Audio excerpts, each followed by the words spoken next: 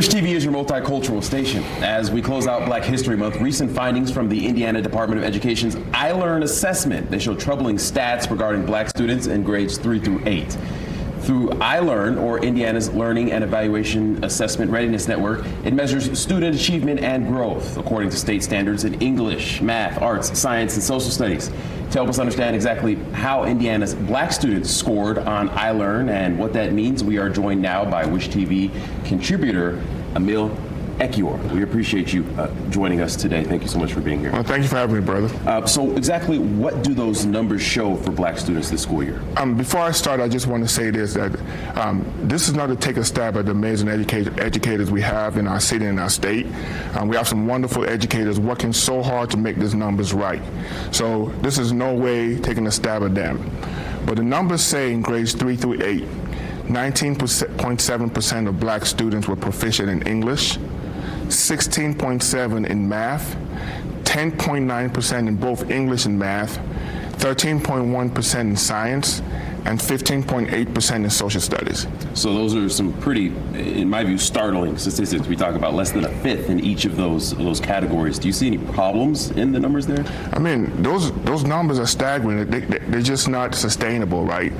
When we see what's happening today, with crime and different things and joblessness and hopelessness, these numbers have been similar for the last 10 years. So we continue to see this, and as we end Black History Month, not trying to be a Debbie Downer, we have some really wonderful things to celebrate, and we should celebrate, but we also have to keep our eye on this to make sure that we're not creating an environment that we don't have people prepared for.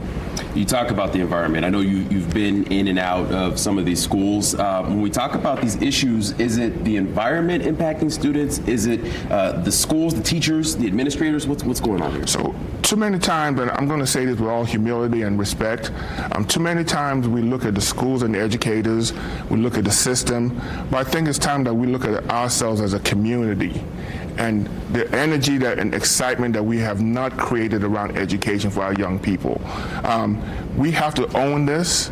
We have to come together and come up with innovative solutions, which is the opportunity we have. But I think it's time for us to stop looking at the schools, stop looking at the systems, and look at ourselves as a black community and say we need a renewed energy around education.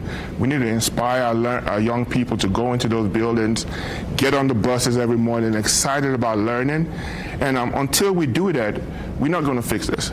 I think that we'll take a pause here because that brings us into something else I know we're going to be talking about. We've identified the problem and we have a solution. Keep it right here on Wish TV for part 2 of my conversation with Emil. That's coming up at 6. Wish TV contributor Emil Ekiyor. Thank you so much for your time. Thank you.